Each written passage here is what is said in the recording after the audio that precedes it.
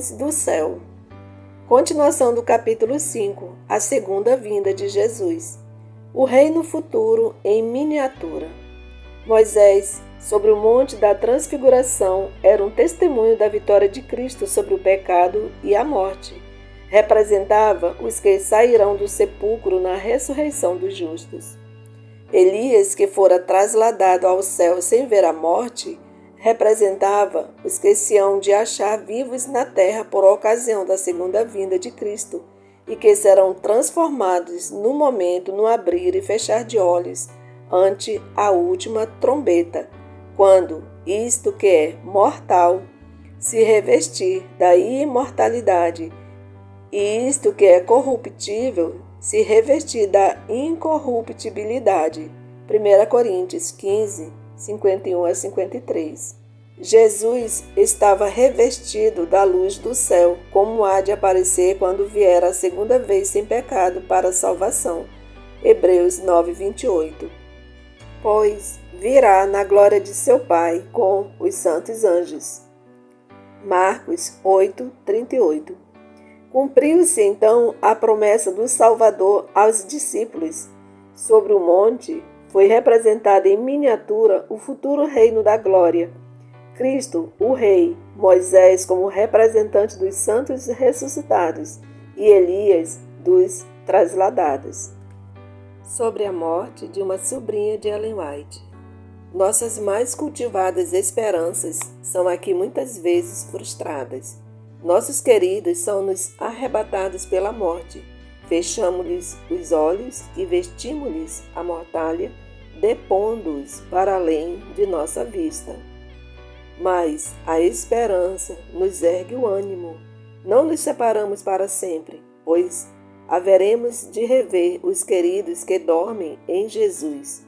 Hão de voltar da terra do inimigo. Virá o doador de vida. Milhares de santos anjos o escoltarão em seu caminho. Ele romperá os laços da morte, partirá os grilhões da tumba, e os preciosos cativos sairão com saúde e imortal beleza. Ao surgirem os pequenos imortais de seu leito poento, imediatamente seguirão o caminho voando para os braços maternos. Reencontrar-se-ão para nunca mais se separarem. Muitos dos pequeninos, porém, não terão mãe ali. Em vão nos pomos à escuta do arrebatador cântico de triunfo por parte da mãe. Os anjos acolherão os pequeninos sem mãe e os conduzirão para junto da árvore da vida. Jesus lhes coloca o áureo circo de luz, a coroa sobre as cabecinhas. Conceda Deus que a querida mãe de Eva ali esteja, para que suas pequeninas asas se dobrem no alegre seio de sua mãe. Familiares e amigos reunidos. Os justos vivos são transformados no momento no abrir e fechar de olhos. 1 Coríntios 15, 52. A voz de Deus, eles foram glorificados, agora tornam-se imortais. E com os santos ressuscitados são arrebatados para encontrar seu Senhor nos ares. Os anjos ajuntarão os seus escolhidos desde os quatro ventos, de uma a outra extremidade dos céus. Mateus 24, 31. Crianças são levadas pelos santos anjos aos braços de suas mães. Amigos, há muito separados pela morte, reúnem-se para nunca mais se separarem e com cânticos de alegria ascendem juntamente para a cidade de Deus. De cada lado do carro de nuvens existem asas e debaixo deles se acham rodas vivas. E ao volver o carro para cima, as rodas clamam, Santo, e as asas, movendo-se, clamam, Santo, e o cortejo de anjos clama, Santo, Santo, Santo, Senhor Deus Todo-Poderoso, e os remidos bradam, Aleluia, enquanto o carro prossegue em direção à Nova Jerusalém. Os ímpios tentam se esconder de Jesus. Os ímpios suplicam para que sejam sepultados sob as rochas das montanhas, em vez de ver o rosto daquele que desprezaram e rejeitaram. Os que escarneceram de sua declaração de ser ele o Filho de Deus estão agora mudos. Ali está o altivo Herodes que zombou de seu título real, mandando os soldados zombadores coroá-lo rei.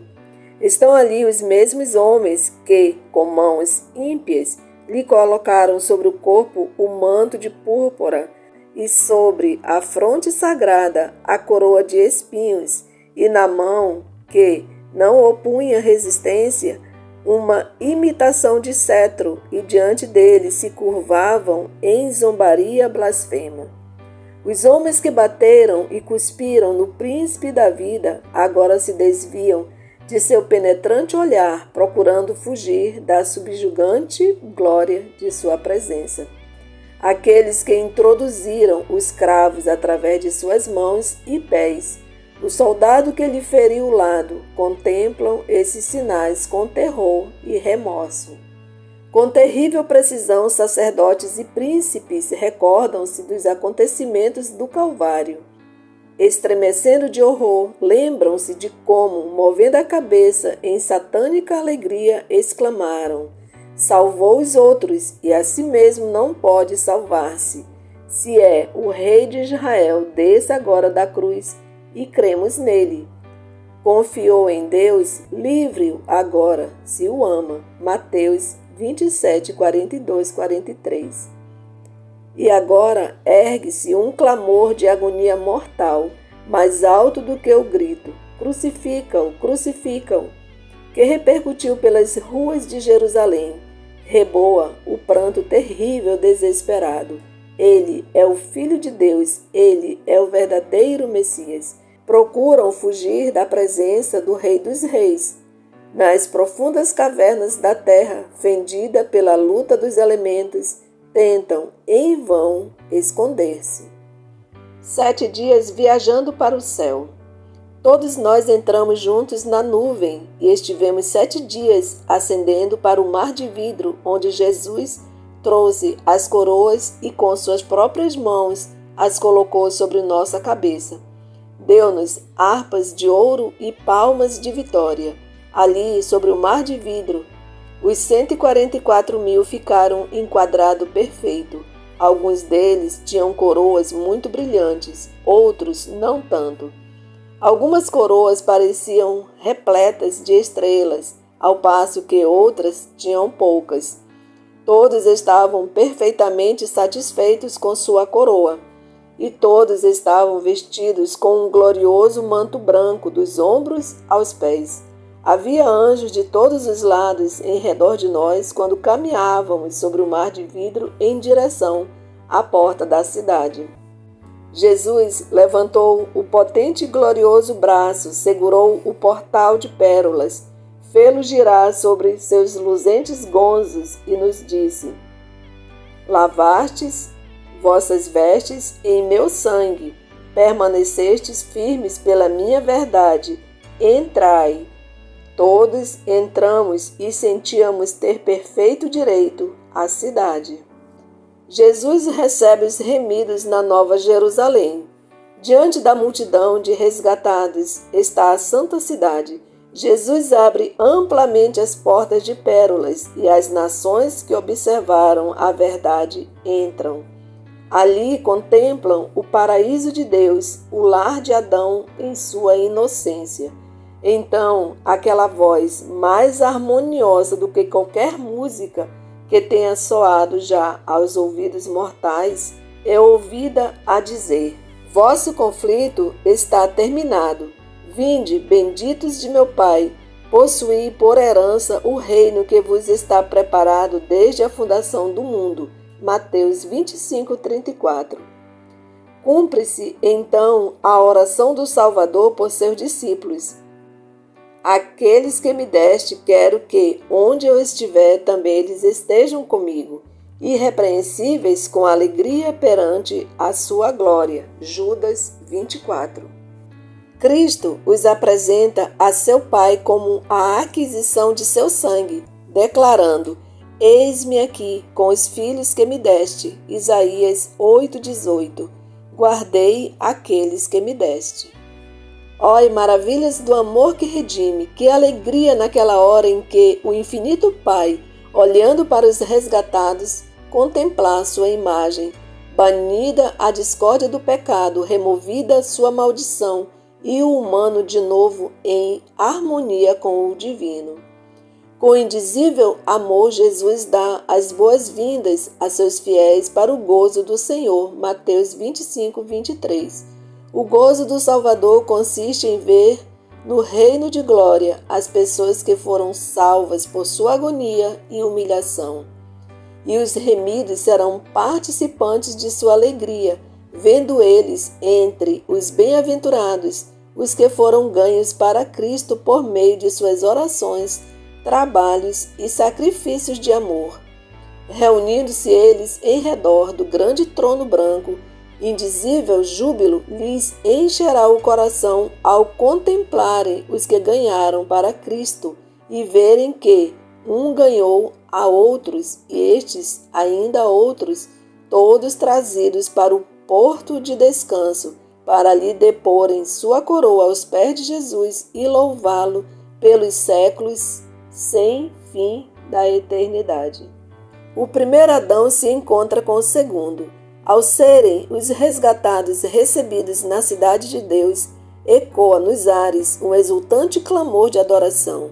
O primeiro Adão está prestes a se encontrar com o segundo. O Filho de Deus se acha em pé, com os braços estendidos para receber o Pai de nossa raça, o ser que ele criou e que pecou contra o seu Criador, e por cujo pecado os sinais da crucificação aparecem no corpo do Salvador. Ao divisar Adão os sinais dos cruéis cravos, ele não cai ao peito de seu Senhor, mas lança-se em humilhação a seus pés, exclamando: digno é o Cordeiro que foi morto. Apocalipse 5:12. Com ternura o Salvador o levanta, convidando-o a contemplar de novo o lar edênico do qual, tanto tempo antes, fora exilado. Depois de sua expulsão do Éden, a vida de Adão na terra foi cheia de tristeza. Cada folha a murchar, cada vítima do sacrifício, cada mancha na bela face da natureza, cada mácula na pureza do homem era uma nova lembrança de seu pecado. Terrível foi a aflição do remorso ao contemplar a iniquidade que era dominante e, em resposta às suas advertências, deparar com as acusações que lhe faziam como causa do pecado. Com paciente humildade, suportou durante quase 1000 anos a pena da transgressão. Sinceramente se arrependeu de seu pecado, confiando nos méritos do Salvador prometido, e morreu na esperança de uma ressurreição. O Filho de Deus redimiu a falta e a queda do homem. E agora, pela obra da expiação, Adão é reintegrado em seu primeiro domínio. Em arrebatamento de alegria, contempla as árvores que já foram o seu deleite, as mesmas árvores cujo fruto ele próprio colhera nos dias de sua inocência e alegria. Vê as videiras que sua própria mão tratara, as mesmas flores que com tanto prazer cuidara. Seu espírito aprende a realidade daquela cena. Ele compreende que isso é, na verdade, o Éden restaurado, mais lindo agora do que quando fora dele banido. O Salvador o leva à árvore da vida, apanha o fruto glorioso e manda-o comer. Olha em redor de si e contempla uma multidão de sua família resgatada no paraíso de Deus. Lança então sua brilhante coroa aos pés de Jesus e, caindo a seu peito, abraça o Redentor. Dedilha a harpa de ouro e pelas abóbadas do céu ecoou o cântico triunfante: digno, digno, digno é o Cordeiro. Apocalipse 5:12, que foi morto e reviveu. Apocalipse 2:8. A família de Adão associa-se ao cântico e lança as suas coroas aos pés do Salvador, inclinando-se perante ele em adoração. Essa reunião é testemunhada pelos anjos que choraram quando, da queda de Adão e rejubilaram ao ascender Jesus ao céu depois de ressurgido, tendo aberta a sepultura por todos os que crescem em seu nome. Contemplam agora a obra da redenção completa e unem as vozes no cântico de louvor.